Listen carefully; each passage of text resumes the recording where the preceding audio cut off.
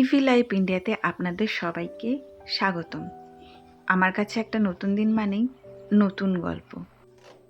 আর সরকারি প্রকল্পের 1,20,000 টাকায় আমরা এই দোতলা বাড়িটা কিভাবে বানালাম সেই গল্পটাই আপনাদের আজ বলতে এসেছি। এমন নয় যে বিয়ে হয়ে এসেই আমি এই গ্রামের টিনের বাড়িতেই উঠেছিলাম। প্রায় 10 বছর আমরা এই টিনের ঘরে বাস করেছি। তাই কিছু খারাপ স্মৃতি আর অনেক ভালো স্মৃতিও এই টিনের ঘরের সাথে আমাদের জড়িত ছিল। তাই যখন প্রায় আশা ছেড়েই দিয়েছিলাম যে হয়তো আমরা বাংলার আবাস যোজনার টাকা পাবো, তখন ব্যাংক থেকে মেসেজ পেলাম যে আপনাদের আবাস যোজনার টাকা ব্যাংকে ঢুকে গেছে। কারণ অনেকগুলো বছর ধরেই আমাদের আশা দেওয়া হচ্ছিল যে আপনাদের এবছর টাকা ঢুকবে এরকম করে। তাই যখন টাকা ঢুকলো তখন আনন্দ তো খুব হচ্ছিল, কিন্তু তার সাথে একটা বড় চিন্তাও হচ্ছিল যে 1,20,000 টাকা অনেকটাই বড় টাকা, কিন্তু সে টাকায় তো আর ঘর ভালো মতন হবে না। কারণ দিন দিন সামগ্রীর যা দাম বাড়ছে, তাতে ওই কটা টাকা তো হয়তো মিস্ত্রির খরচাই চলে যাবে, আর বাদবাকি খরচা আমরা তাহলে কি করে চালাবো? আর সঞ্চয় বলতেও তেমন আমাদের কাছে বেশি সঞ্চয় ছিল না যে সেই টাকাটা আমরা পুরোপুরি এই ঘরের পেছনে লাগিয়ে একটা মনের মতন বাড়ি তৈরি করতে পারি। তখন আমাদের চিন্তার থেকেও আর একটা বড় চিন্তা এসে গেছিল যে তখন ছেলের মাধ্যমিক পরীক্ষা প্রায় একদম দোরগোড়ায় কি তখন ওর মাধ্যমিক পরীক্ষা সামনে শুরুই হবে করছে, আর তার উপরে খুব শীত। আমরা ওই শীতের মধ্যে কোথায় গিয়ে থাকবো, কারণ এই টিনের ঘর একটাই মাত্র আমাদের ঘর ছিল, আর তার সাথে আমাদের একটা পোষ্য ছিল, আমাদের বুলু। তো ছেলের পরীক্ষা আর এই পোষ্য, এই সব নিয়ে আমরা তখন প্রায় নাজেহাল অবস্থা। আর সত্যি কথা বলতে যে একটা ছাত্র বা ছাত্রী, তার জীবনে মাধ্যমিক পরীক্ষাটা খুবই একটা গুরুত্বপূর্ণ পরীক্ষা, জীবনের সব থেকে বড় পরীক্ষা। আর সেই সময় আমাদের ওপর থেকে চাপ দিল যে আপনাদের 3 মাসের মধ্যে ঘর পুরোপুরি সম্পূর্ণ করতে হবে। আর আমরাও দেখলাম যে সামনেই হয়তো আবার খুব গরম পড়বে, তখন আমরা কোথায় থাকবো বুলুকে নিয়ে? তাই আমরা ঠিক করলাম যে ঠিক আছে, ছেলে যে একটা ঘরে থাকে ওই ঘরটা ভাঙবো না আমরা, ও ওখানেই পড়াশোনা করুক।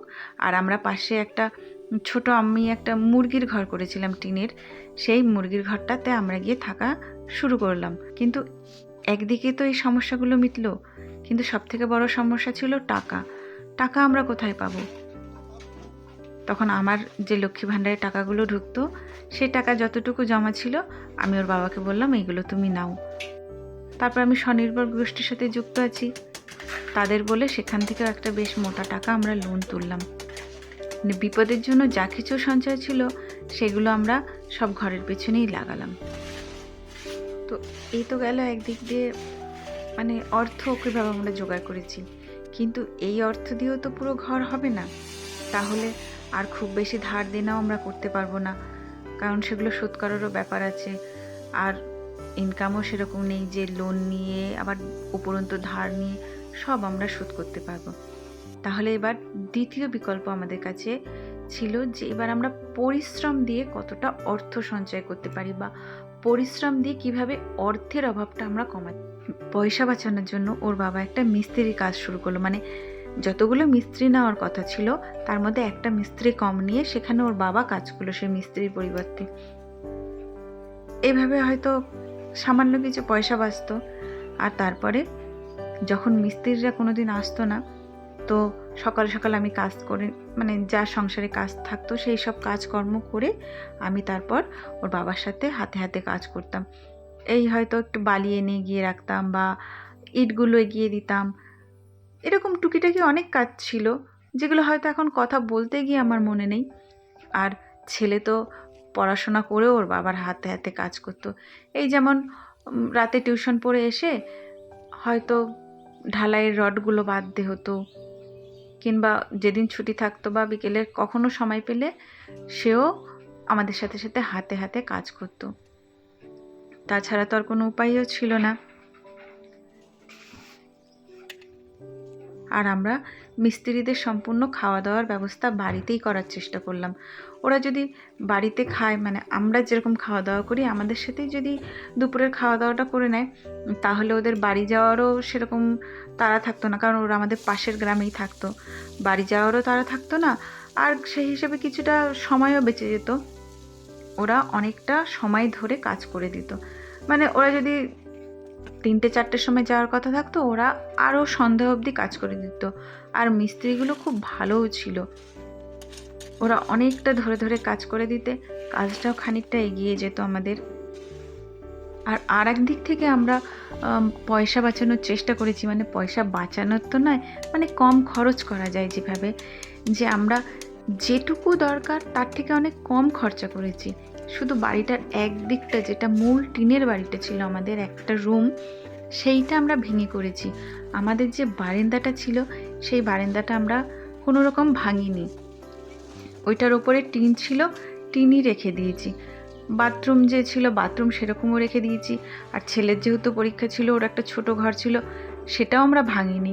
সত্যি কথা বলতে ছেলের পরীক্ষার জন্য নয়, এত খরচা করে আমরা পেরে উঠতাম না, সেই জন্য যেটুকু দরকার তার থেকে কম খরচ করার চেষ্টা করেছি।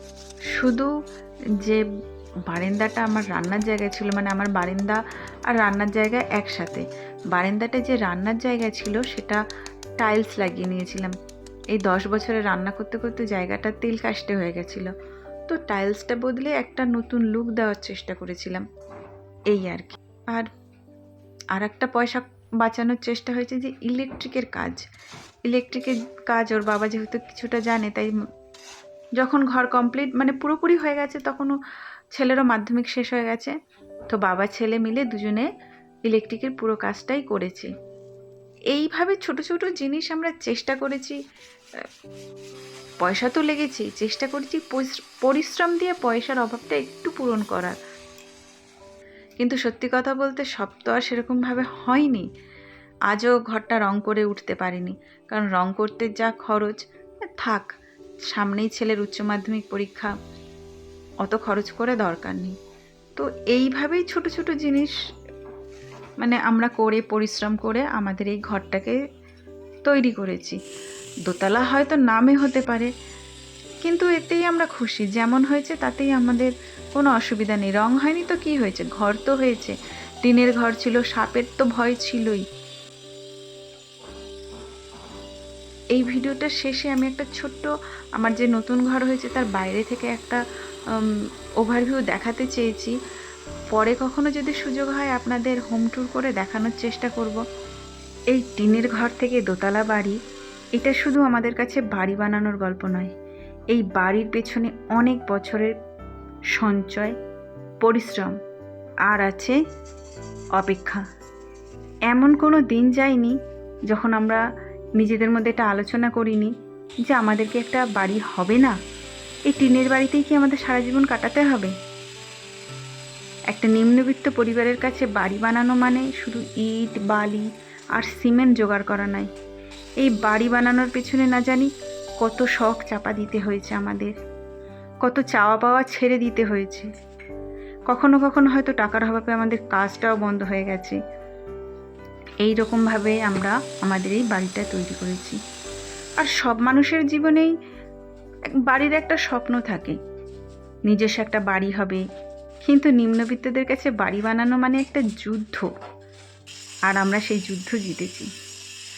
আর যেদিন শুধু একটা ছোট্ট নারায়ণ পুজো দিয়ে আমরা এই বাড়িতে ঢুকেছি, যেদিন প্রথমবার ছাদে উঠেছি, যেদিন প্রথমবার এই বাড়িতে পা দিয়েছি, সেদিন মনে হয়েছে সত্যি আমরা সত্যি পাকা বাড়িতে এসেছি, আমাদেরও নিজস্ব একটা পাকা বাড়ি হয়েছে, আমরাও ছাদে উঠতে পারবো। এই যে ভাবনাটা, এই যে অনুভূতিটা হয়তো কথায় বলে বোঝানো যাবে না,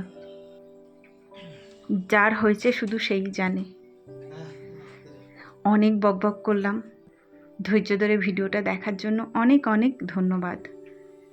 আর ভিডিওটা ভালো লাগলে অবশ্যই জানাবেন, আর যদি ভালো নাও লেগে থাকে তাহলেও অবশ্যই জানাবেন। ভালো মন্দ মিশেই তো সব কিছু আছে না। আর আজকের মতো তাহলে আসি, আবার দেখা হবে আবার আপনাদের সাথে একটা নতুন দিনের নতুন গল্প নিয়ে। ভালো থাকবেন, সুস্থ থাকবেন। নমস্কার।